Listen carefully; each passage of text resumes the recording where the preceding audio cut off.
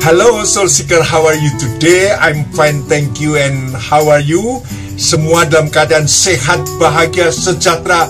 Dan yang terutama, kita barusan saja merayakan pemilu.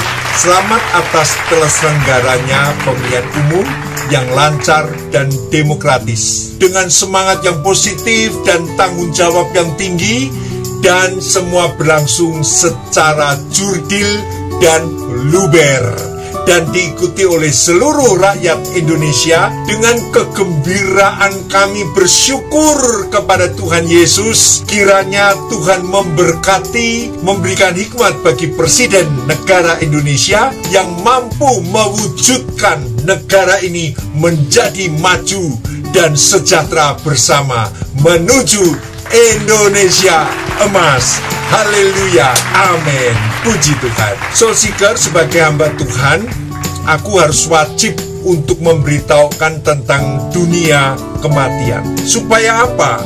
Supaya ketika kita menghadapi kematian, kita jangan takut dan gentar. Karena kematian bukan akhir dari segalanya, melainkan kita menerima anugerah Tuhan untuk masuk di dalam kehidupan yang kekal. Terus di channel ini supaya kita menerima berkat khusus dari firman Tuhan. Amin. Yuk kita ikuti tayangan ini dalam Thing of Soul channel. Haleluya. Amin.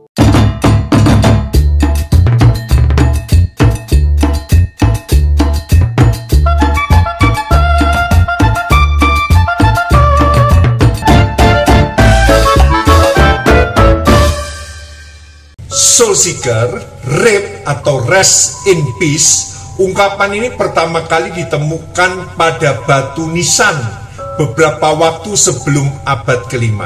Itu ada di mana-mana di makam umat Kristen pada abad 18 bagi umat gereja Anglikan, Metodis, serta Katolik Roma. Pada khususnya, itu adalah permohonan doa. RIP atau Rest in Peace merupakan permohonan doa agar jiwa mereka menemukan kedamaian di akhirat.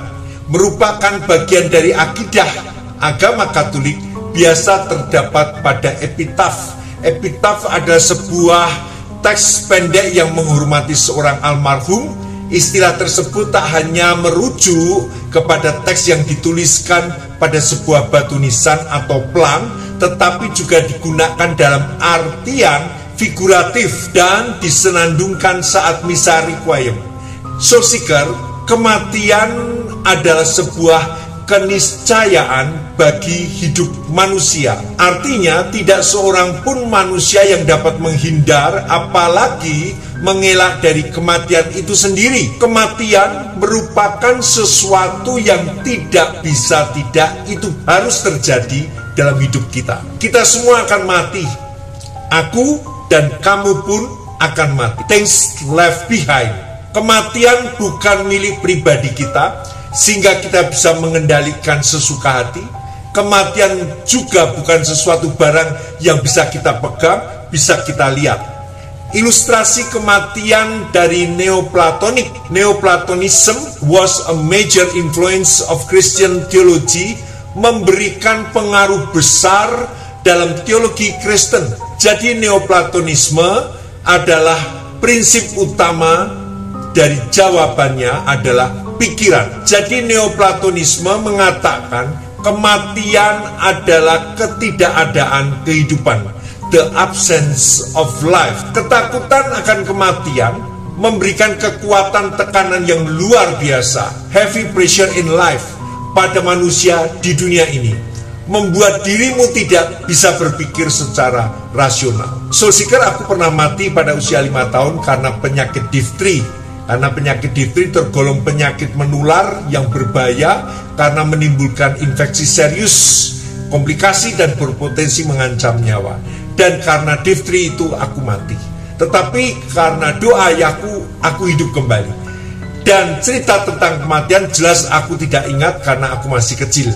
Tetapi aku mencoba mencari rujukan kepada orang-orang yang pernah mengalami mati suri. Mati suri dikenal dengan istilah near death experience. Tujuanku untuk mendapatkan gambaran suasana kematian. Ketika saya menanyakan hal itu, orang itu menjawab, di mana ia masuk di dalam sebuah kegelapan yang sangat gelap.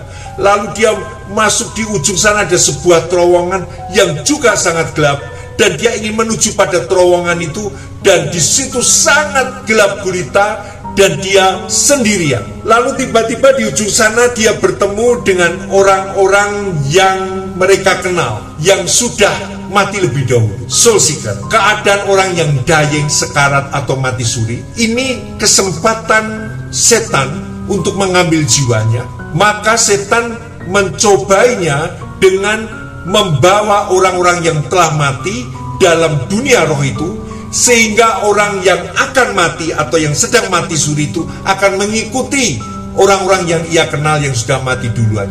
Oleh sebab itu sangat penting untuk orang yang akan dying atau menghadapi kematian, kita harus memimpinnya dalam doa, mengingatkannya bahwa dia harus ikut Yesus, bukan ikut kepada orang-orang yang sudah mati. Ini penting, soul seeker. Aku bersyukur tentang hal ini sebab Tuhan melepaskan diriku dari sebuah ketakutan atau belenggu fiksasi. Fiksasi adalah berhentinya perkembangan suatu bagian dari pribadi seseorang. Pertanyaannya, bagaimana Tuhan melepaskanku dari tekanan ketakutan akan kematian? Aku sangat takut akan kematian. Dari kalimat firman Tuhan bahwa I belong to the Lord, aku adalah milik Tuhan. Ini sebuah pernyataan Tuhan yang sangat berkuasa jika kita menyadari sungguh bahwa kita ini milik Tuhan. Firman Tuhan saya ambil dari Roma 14 ayat 7 sampai 9. Sebab tidak ada seorang pun di antara kita yang hidup untuk dirinya sendiri, dan tidak ada seorang pun yang mati untuk dirinya sendiri. Sebab jika kita hidup untuk Tuhan, dan jika kita mati untuk Tuhan. Jadi baik hidup atau mati, kita adalah milik Tuhan. Soul seeker, apakah yang menjadi satu-satunya penghiburanmu pada masa hidup maupun menghadapi kematian? Jawabannya, sebab jika kita hidup untuk Tuhan, dan jika kita mati untuk Tuhan. Jadi baik hidup atau mati, kita adalah milik Tuhan. Kamu ini adalah milik Yesus Kristus, Juru Selamatmu, dan dengan darahnya yang tidak ternilai harganya telah melunasi seluruh hutang dosamu dan melepaskan kamu dari segala kuasa maut dan kuasa setan. Tuhan juga yang memeliharamu sehingga tidak selai rambutmu pun jatuh dari kepalamu di luar kehendak Bapa yang ada di surga. Bahkan segala sesuatu harus berguna untuk keselamatanmu yang dikerjakan oleh Roh-Nya yang kudus. Tuhan memberikanmu kepastian mengenai hidup yang kekal dan menjadikan kamu sungguh-sungguh rela dan siap untuk mengabdi kepadanya. Soul seeker, kembali lagi aku katakan, sebab jika kita hidup untuk Tuhan. Mengapa ayat ini mendorong jika kamu hiduplah untuk Tuhan?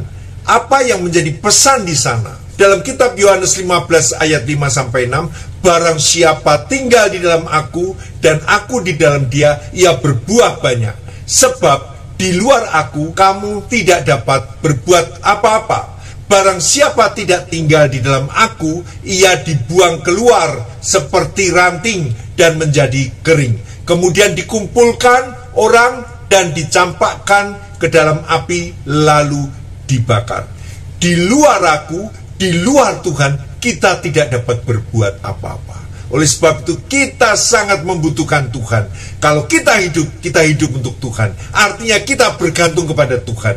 Karena kehidupan ini memiliki problema, ya toh? Ada problema. Oh, yes. Hidup tidak terlepas dari penderitaan, dan tidak ada seorang pun yang hidup untuk dirinya sendiri. Oh, yeah. Maka hiduplah untuk Tuhan.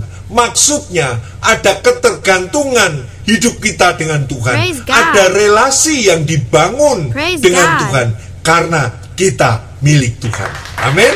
Inilah kekuatan penghiburan yang dari Tuhan, bahwa kita ini milik Tuhan. Bahwa kamu ini milik Tuhan. Bahwa kamu ini milik Tuhan. Sekali lagi, kamu milik Tuhan. Amin. Raja Daud pernah menuliskan pengalaman hidupnya dalam Mazmur 23 ayat 4. Sekalipun aku berjalan dalam lembah kekelaman, aku tidak takut bahaya, sebab engkau besertaku, gadamu dan tongkatmu, itulah yang menghibur aku. Lembah kekelaman merupakan lembah bayang-bayang maut, di mana seseorang dapat saja mengalami sesuatu yang buruk menimpa dia, yang hampir dan bisa merenggut nyawanya. Tetapi Daud mengatakan, aku tidak takut bahaya, sebab Tuhan besertaku. Itulah yang menjadi penghiburan di dalam jiwanya, oleh karena dia milik Tuhan.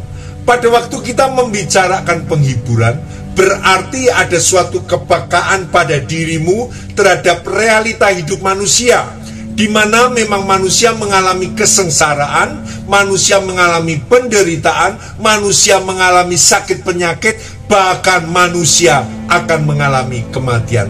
Tetapi anehnya, jemaat ini lebih menyukai khotbah-khotbah yang topiknya tentang kesukaan, kebahagiaan, ketimbang tema-tema yang sulit yang perlu dikhotbahkan secara dialogis sesuai dengan kata homilia, akar kata yang dipakai untuk homiletika atau ilmu berkhotbah. Homilia artinya dialog, jadi khotbah dialogis. Tetapi banyak pendeta yang menipu dirinya dengan menjawab melalui teologi irrealitis dan teologi idealistis. Kelihatannya keren, enak didengar, menjadi pengetahuan yang baru, tetapi ini hanya makanan bagi pikiranmu dan bukan makanan jiwamu.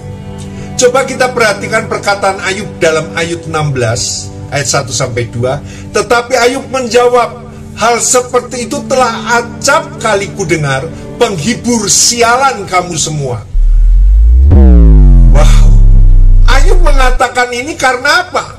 Penghibur sialan kamu semua. Mengapa? Karena ia sudah mengatakan acap kali mendengar penghiburan-penghiburan yang dikhotbahkan secara irrealistis dan idealistis. Karena apa Ayub berkata demikian?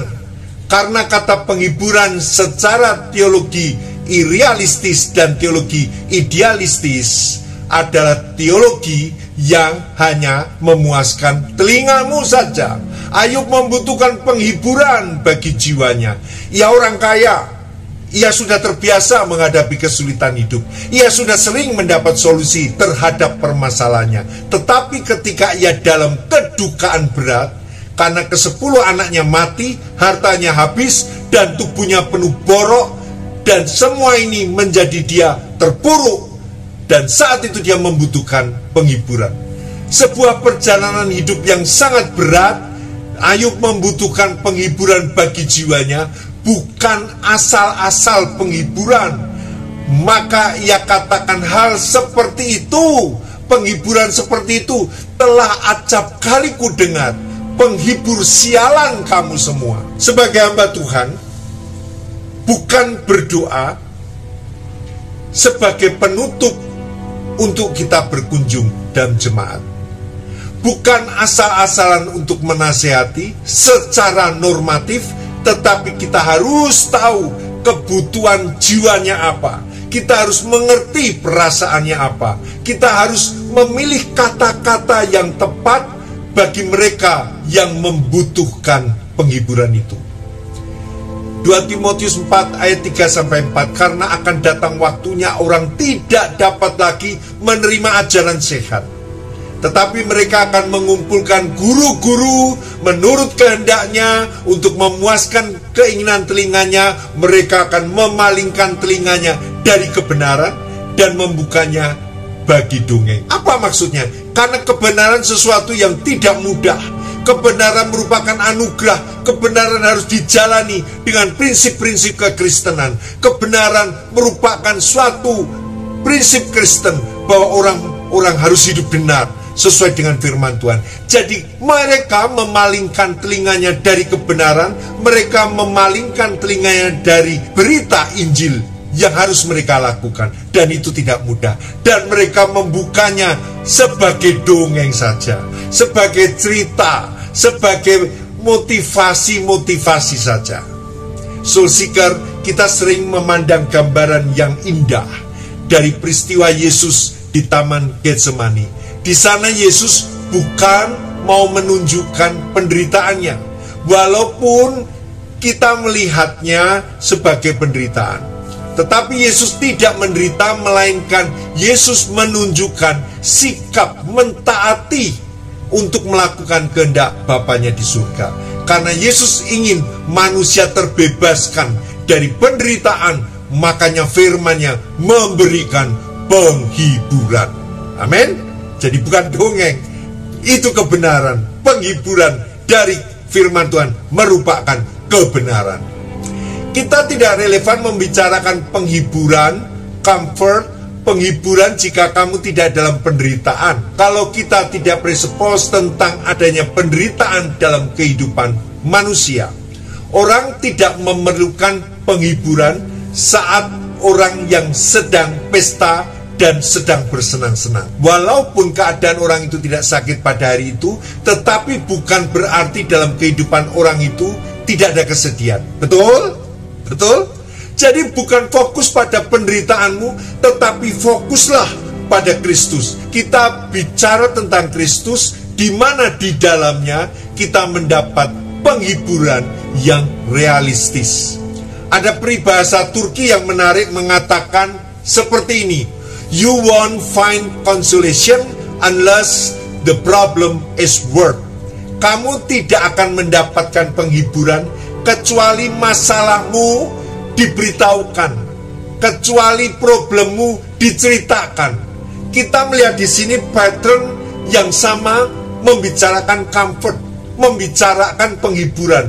Hal ini menunjukkan memeriksa posisi adanya problem. Dalam kehidupan manusia tanpa problem, ia akan mengatakan, aku tidak butuh penghiburan, tidak butuh telinga untuk mendengar, tidak butuh doa dari orang lain, karena hidupku fine-fine saja. Berarti orang ini tidak tahu tentang kehidupan. Betul? Firman Allah mengatakan, Yakobus 4 ayat 14, sedang kamu tidak tahu apa yang terjadi besok.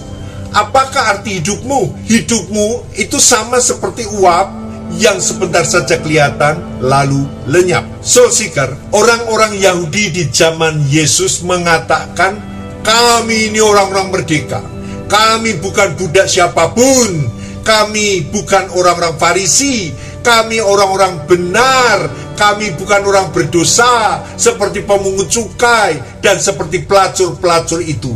Artinya ia tidak memerlukan penghiburan, karena ia merasa dirinya orang yang merdeka dan tidak di bawah pengaruh atau bayang-bayang orang lain.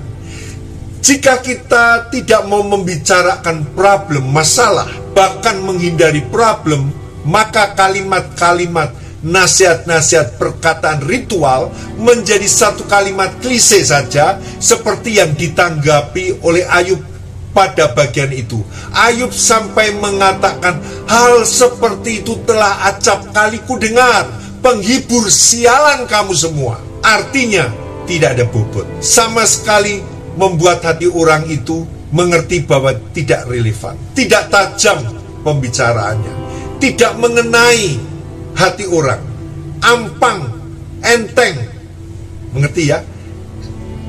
Ampang, enteng, tidak ada sesuatu kekuatan, gregetnya tidak ada waktu nasihat penghiburan itu ada. Sehingga Ayub mengatakan, penghibur sialan kamu. Soul Seeker, kita mendapatkan satu-satunya penghibur, bukan salah satu. Ingat ini, kita mendapatkan satu-satunya penghibur, bukan salah satu dari sekian banyak penghibur. No way. Dan Soul Seeker tahu, satu-satunya penghibur di dunia adalah Yesus Kristus, Tuhan Yesus Kristus. Dan kita ini menjadi miliknya, kita ini dimiliki oleh Tuhan. Memang banyak versi penghiburan, seperti penghiburan Epikurian, di mana Epikurianisme adalah sistem filsafat yang mendasarkan pada ajaran Epikuros, yang mana menentang tahyul dan campur tangan para dewa, dan menempatkan penghiburan pada kesenangan indera manusia. Jadi yang nampak di mata, itu saja yang mereka katakan penghiburan. Sedangkan orang-orang Stoik, di mana mengartikan penghiburan ketika berhasil meregulasi dan memoderasi, yang berarti sikap tidak berlebih-lebihan, menggambarkan sikap menjadi penengah, memberikan solusi, dan memberikan jalan tengah di antara dua titik ekstrem, karena afeksi-afeksi manusia seringkali tidak terkendalikan, bisa terlalu terharu, bisa terlalu sedih, tetapi juga bisa terlalu bahagia. Lalu orang-orang Stoik memberikan moderasi sehingga menjadi stabil. Nah, itu penghiburan menurut orang Stoik. Jadi rasanya sudah stabil, sudah tenang. Are you alright? Yes, I am alright. Nah, itu sudah stabil. Tomorrow will be fine. Lalu dia tenang. Nah, orang Stoik hanya memberikan penghiburan untuk menyetabilkan perasaan saja. Mengerti, Saudara? Atau juga bisa didapatkan penghiburan karena ada orang yang menjalankan kebajikan, hidupnya berbuat bajik. Apakah bisa orang berbuat bajik? Pasti ada kejeglongnya toh, pasti ada jatuhnya. Tapi dia katakan, kalau aku melakukan kebajikan, aku terhibur. Apakah ini betul-betul kebajikan yang murni? Atau hanya fantasi? Atau hanya pencitraan saja? Orang Platonik mendapat penghiburan melalui mendapatkan ide. Ada juga orang mendapatkan penghiburan dalam menempatkan diri untuk mendapatkan kehormatan bagi orang lain. Mengatur gaya bicara, gaya gesturnya, memilih kata-kata bijak dan dengan bahasa asing, seolah-olah ia orang yang begitu banyak pengalaman. Bahkan kalau dikagumi, maka ia akan lebih terhibur. Tetapi kalau terhina, dia marah besar. Kalau tidak dianggap, dia marah besar. Kalau disepelekan, dia marah besar. Sebagian lagi, penghiburan itu didapat jika ia menjadi kaya. Karena dengan kekayaan kamu bisa berbuat apa saja. Tetapi kitab Injil Lukas 6 ayat 24 mengatakan, tetapi celakalah kamu, hai kamu yang kaya, karena dalam kekayaanmu kamu telah memperoleh penghiburan. Jadi rupanya dia tidak mendapat penghiburan yang sejati dari Allah.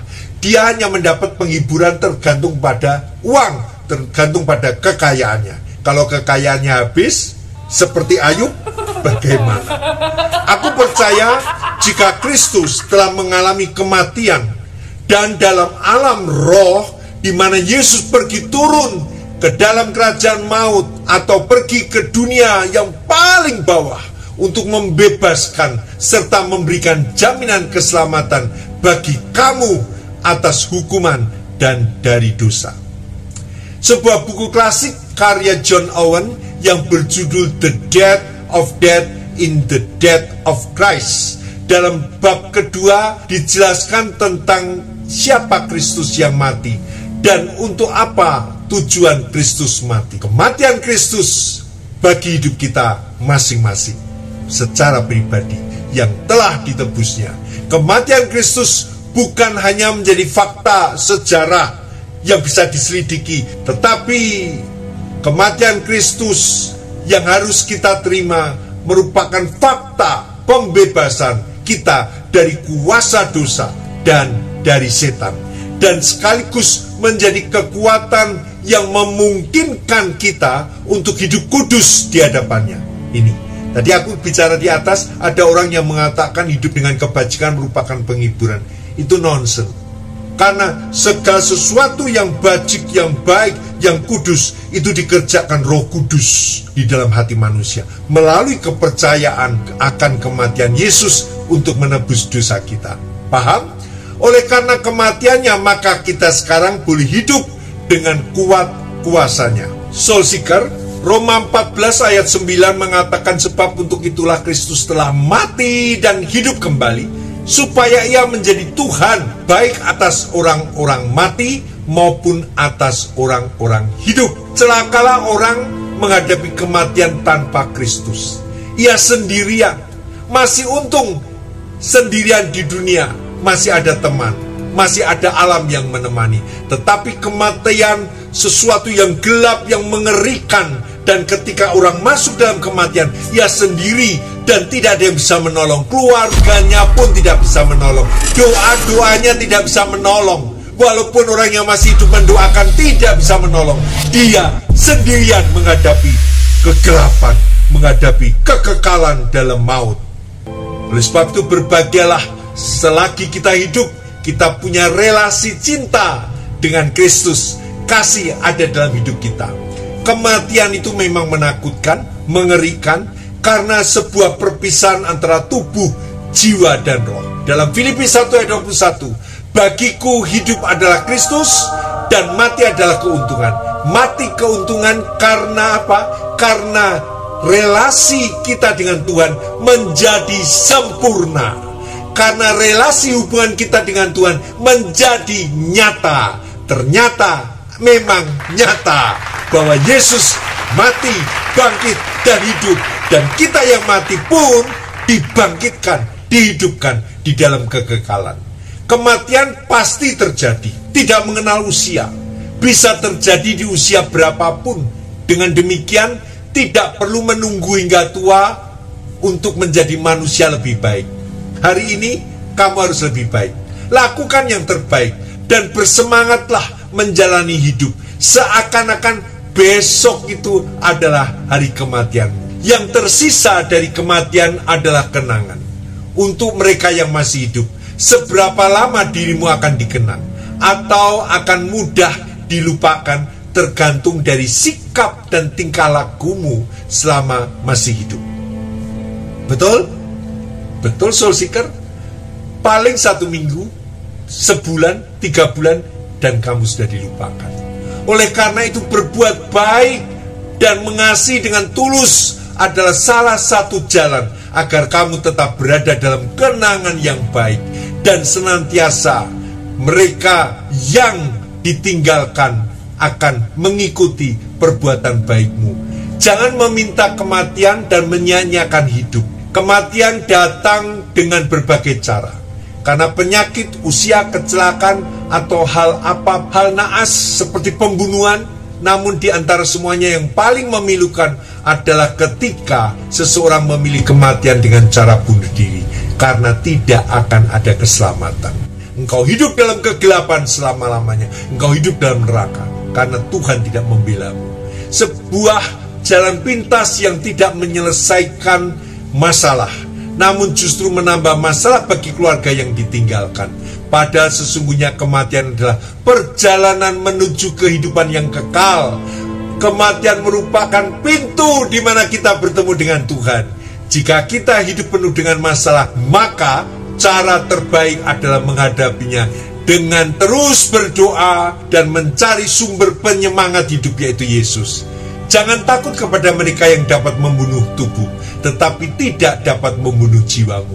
Sebaliknya takutlah kepada Tuhan yang dapat membinasakan baik jiwa maupun raga di neraka. Filipi 1 ayat 22. Tetapi jika aku harus hidup di dunia ini, itu berarti bagiku aku bekerja memberi buah. Amin. Soul Seeker, oleh sebab itu jangan takut dengan kematian. Karena engkau adalah milik Tuhan. Karena engkau berharga di mata Tuhan. Kematian merupakan cara kita beralih, roh kita beralih dari dunia menuju kepada kekekalan, yaitu surga. Di sana kita hidup selama-lamanya bersama dengan Tuhan. Isilah hidup ini dengan perbuatan baik. Isilah hidup ini dengan cinta kasih. Isilah hidup ini dengan menolong orang lain. Isilah hidup ini bagi Kristus. Isilah hidup ini dengan kepercayaan dan cinta, selalu membuka relasi dengan Tuhan. Baik dalam masalah, baik dalam sukacita, selalu hubungan dengan Tuhan. Itu kamu bangun dan bangun, sehingga engkau tambah percaya, engkau tambah mengerti, baca firman, sampai kau paham bahwa penghiburan itu datangnya daripada Tuhan. So Seeker, aku tidak takut akan kematian. Karena aku memahami bahwa aku milik Tuhan. Aku tidak pernah takut. Penghiburan yang sangat melekat, penghiburan kalimat firman Tuhan yang sangat berkuasa. Aku milik Tuhan. Amin. Haleluya. Saksikan milik Tuhan. Jadilah berkat. Tuhan memberkati. Terus tunaikan pekabaran Injil. Dan jadilah berkat bagi orang lain. Oke, Tuhan memberkati. Sampai jumpa. Haleluya. Shalom. I like you.